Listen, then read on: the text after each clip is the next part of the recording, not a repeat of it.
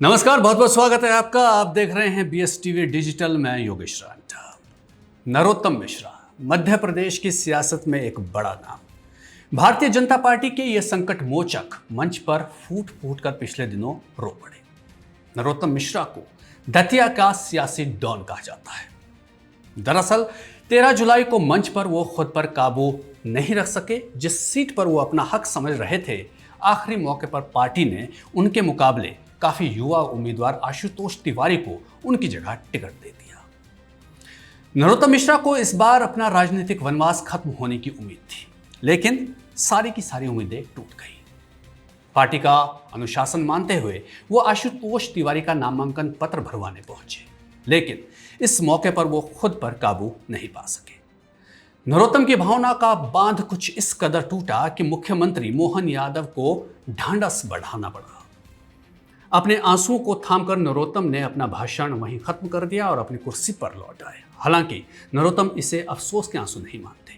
वो कहते हैं, अफसोस तो बिल्कुल नहीं है। पार्टी ने मेरी औकात से मुझे ज्यादा दिया। 30 साल तक विधायक रखा, 15 साल मंत्री बनाकर रखा, लेकिन हां, भाव सदा सम्मान का रहा। इसलिए मैं हमेशा कहता हूं, सिर झुकेगा तो दतिया के बुजुर्गों के सामने, हम उम्रों के सामने, दतिया में विराजी माई के सामने। ये जो एक क्षण आया वो इसलिए आया था कि दतिया के छूट जाने का दुख था। उन्होंने कहा कि यह दतिया की जनता को सजदा करने और माथा टेकने का भावुक क्षण था। बहरहाल नरोत्तम मिश्रा कुछ भी कहें, उनका टिकट कटने की बात किसी भी सियासी पंडित के गले नहीं उतर रही। भारतीय जनता पार्टी के सबसे कद्दावर नेताओं में से एक हैं नरोत्तम मिश्रा। मध्य प्रदेश की राजनीति में वो पार्टी और सरकार में नंबर 2 माने जाने वाले केंद्रीय गृह मंत्री अमित शाह के सबसे करीबी माने जाते हैं। इसलिए नामांकन फॉर्म भी खरीद लिया था उन्होंने, लेकिन सेहरा किसी और के सिर बंध गया। अब नरोत्तम आशुतोष को दुल्हा मान चुके हैं। एक जगह चुनाव प्रचार में पहुंचे नरोत्तम के वो समर्थकों ने जब माला पहनाने की कोशिश की तो उन्होंने कहा कि दूल्हा पीछे आ रहा है। और इधर कांग्रेस भी उनके जख्म पर नमक छिड़कने में कोई कसर नहीं छोड़ रही। शेरो शायरी में अपनी बात कहने वाले नरोत्तम मिश्रा के लिए कहा जा रहा है, भंवरे ने खिलाया फूल, फूल को ले गया राजकुमार। लेकिन राजनीति नेताओं से भी ज्यादा टेढ़ी होती है। नरोत्तम मिश्रा के कुछ समर्थक समझते हैं कि दादा का टिकट आशुतोष ने कटवाया। हालात इतने बिगड़ गए थे कि बीजेपी के जिला अध्यक्ष रघुवीर सिंह कुशवाहा ने अपनी पूरी कार्यकारिणी के साथ सामूहिक इस्तीफा दे दिया था। 12 जुलाई को उन्होंने बीजेपी से बैर नहीं, आशुतोष की खैर नहीं जैसे नारे लगाने शुरू कर दिए थे। 12 घंटे तक नेशनल हाईवे जाम कर दिया गया। उग्र प्रदर्शन की वजह से पुलिस को आंसू गैस के गोले तक छोड़ने पड़े और लाठीचार्ज भी करना पड़ा। 10 लोगों पर FIR भी दर्ज हुई। भावुक होकर नरोत्तम मिश्रा ने कहा कि चक्का जाम हटाना प्रशासन का अधिकार था, लेकिन बीजेपी कार्यालय पर आंसू गैस के गोले दागने की क्या जरूरत थी। अपने चिर परिचित अंदाज में SP के लिए धमकी भरी भाषा का इस्तेमाल करते हुए उन्होंने कहा कि मैं भूलने वाला प्राणी नहीं हूं, दोस्ती दुश्मनी दोनों याद रखता हूं। नरोत्तम मिश्रा और उनके समर्थकों की गतिविधियों और बयानों को बीजेपी आलाकमान ने अनुशासनहीनता की तरह माना। सूत्रों के मुताबिक उन्हें फोन से ही हद में रहने की कड़ी नसीहत दे दी गई। रात को ही मिश्रा भोपाल से दिल्ली रवाना हो गए। बीजेपी अध्यक्ष नितिन नबीन से मुलाकात के बाद तेवर ठंडे पड़ गए। उन्हें समझ में आ गया कि दतिया जाकर अपने समर्थकों को शांत करने की हिदायत उन्हें दी गई और आशुतोष के लिए प्रचार करने की बात कर दी। पार्टी नेतृत्व ने जिला कार्यकारिणी के इस्तीफे अस्वीकार कर दिए। सभी को आशुतोष तिवारी के समर्थन के निर्देश जारी कर दिए। अब नरोत्तम मिश्रा के सामने अपनी निष्ठा साबित करने की चुनौती है। अब वो आशुतोष तिवारी के लिए प्रचार में जुट गए हैं। ज्योतिरादित्य सिंधिया को दतिया सीट जिताने की जिम्मेदारी दी गई है। साथ में नरोत्तम मिश्रा और अरविंद भदौरिया को चुनाव संचालन समिति और चुनाव अभियान समिति की बागडोर देकर जिम्मेदारी तय कर दी गई है। ऐसे में उन्हें मां पितम्बरा की याद आ गई। आशुतोष तिवारी के प्रचार करते समय उन्होंने माई की कसम खाई, लेकिन आशुतोष तिवारी से भी अपने समर्थकों के संरक्षण के लिए माई की शपथ दिलवाई। वहीं विरोधियों का मानना है कि आशुतोष की जीत से नरोत्तम की राजनीति पर ताला लग जाएगा। वहीं अगर आशुतोष हारे तो ठीकरा नरोत्तम मिश्रा पर फोड़ा जाएगा। कांग्रेस नेता उमंग सिंघार तो उन्हें अपनी राजनीति डबरा शिफ्ट करने तक की सलाह दे चुके हैं। नरोत्तम समर्थक भी भारी दुविधा में हैं। उन्हें आशुतोष तिवारी के समर्थकों के मन में भीतर घात की आशंका जो है वो कुलबुला रही है। तिवारी के समर्थक जो है उनके मन के अंदर एक दूसरे पर संदेह के बीच एक दूसरे से प्रेम प्रदर्शन कर चुनाव प्रचार में सब लोग जुटे हुए हैं। नरोत्तम मिश्रा ने अपने समर्थकों को हिदायत देते हुए कहा है कि आशुतोष तिवारी की इतनी हैसियत नहीं कि मेरा टिकट कटवा दे। गलत जगह ब्रह्मास्त्र मत चलाओ। मैं जानता हूं किसने मेरी टिकट को कटवाया है, मैं बातचीत कर लूंगा। लेकिन आशुतोष को जिताना हमारा फर्ज है। लेकिन यक्ष प्रश्न बरकरार है कि आखिर क्यों कटा नरोत्तम मिश्रा का टिकट। कहा जा रहा है कि उनके भारी भरकम निजी कद पर संगठनात्मक निष्ठा को तरजीह दी गई। तो क्या आशुतोष तिवारी और नरोत्तम मिश्रा की निष्ठा में किसी तरह का फर्क है? आशुतोष तिवारी नए तो नरोत्तम मिश्रा पुराने नेता हैं। पार्टी के संकट मोचक माने जाते रहे हैं। शिवराज सिंह चौहान के मंत्रिमंडल में 2005 से ही मंत्री बन गए। 6 बार विधायक रहे हैं मिश्रा। 3 बार डबरा तो 3 बार दतिया से चुने गए। परिवार कल्याण, स्वास्थ्य, जल संसाधन, नगरीय विकास, जनसंपर्क, विधि, जेल और गृह मंत्रालय के साथ संसदीय कार्य मंत्री तक का कार्यभार भी उन्होंने संभाला। भला कौन काट सकता है उनका टिकट, जिस सर पर हो अमित शाह का वरदस्त। यहां तक कि उन्होंने जीत का चुनावी समीकरण साधने के लिए जाति समूहों के साथ बैठकें भी शुरू कर दी थी। सूत्रों के मुताबिक बीजेपी के आंतरिक सर्वे के मुताबिक नरोत्तम मिश्रा के जीत के आसार बहुत कम थे। जी हां, उनसे दतिया के ब्राह्मण, वैश्य और कुशवाहा समाज के लोग नाखुश बताए जाते हैं। 2023 में कांग्रेस के राजेंद्र भारती के मुकाबले में 7,742 वोटों से हार की भी मिसाल दी जा रही है। कहा जा रहा है कि आला कमान इस बार कोई कसर जो है वो नहीं छोड़ना चाहती है।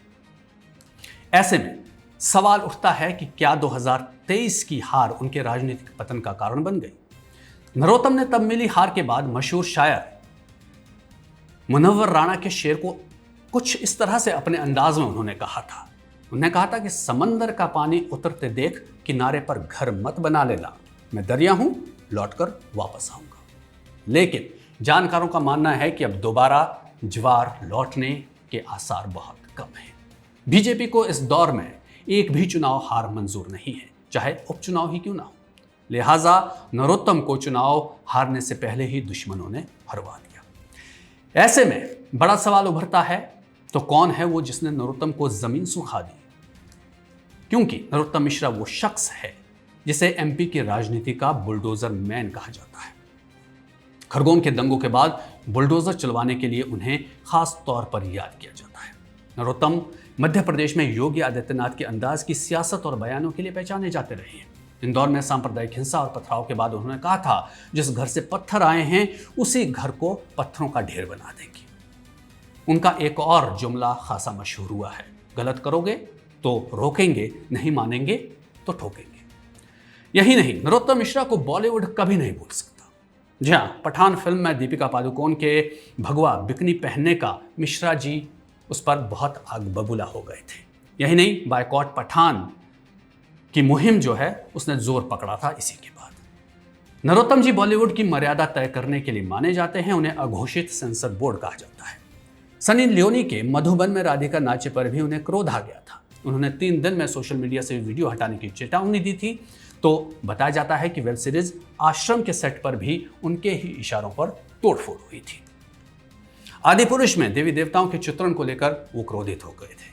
जनवरी 2023 में बीजेपी राष्ट्रीय कार्यकारिणी की बैठक में प्रधानमंत्री नरेंद्र मोदी ने फिल्म पर अनावश्यक टिप्पणी ना करने की सलाह दी। तब जाकर कहीं मिश्रा जी ने अपने कदम पीछे खींचे और कहा कि प्रधानमंत्री जी का एक एक शब्द हमारे लिए शिरोधार्य है। कोविड में मास्क न पहनने पर उनका अड़ियल रवैया भी खूब सुर्खियां बटोर चुका है। एक दबंग दमदार नेता की छवि वाले हैं नरोत्तम मिश्रा। मीडिया मैनेजमेंट में माहिर मिश्रा जी पर 2017 में चुनाव आयोग ने पेड न्यूज छपवाने के आरोप में 3 साल तक चुनाव लड़ने पर रोक भी लगा दी थी। ये अलग बात है कि उन्हें सुप्रीम कोर्ट से राहत मिल गई थी।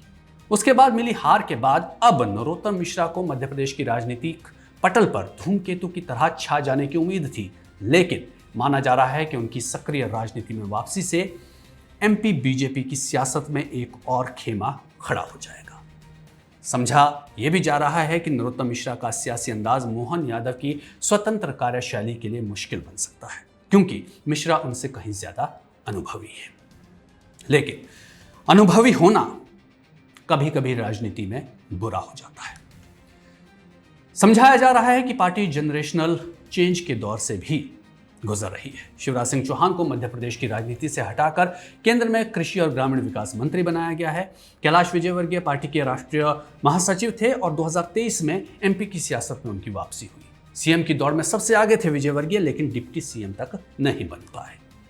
9 बार विधायक रहे गोपाल भार्गव सबसे बुजुर्ग नेता हैं। कई बार कद्दावर मंत्री जो है वो रहे, लेकिन फिलहाल एक विधायक की तरह सदन में बैठे हैं।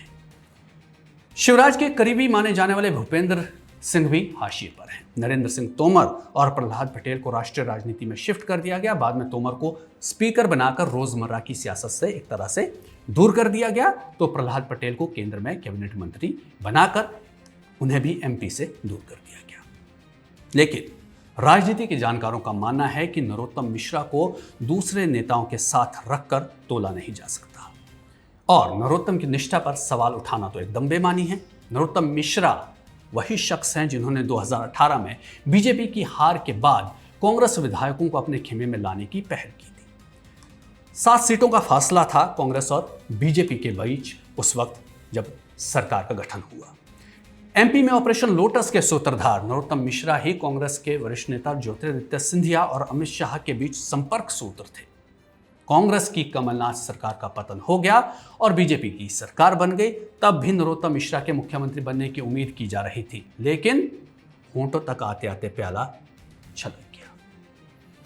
शिवराज सिंह चौहान को प्रदेश की बागडोर थमा दी गई, फिर भी नरोत्तम की निष्ठा जो है वो कम नहीं हुई, उसमें कमी नहीं आई।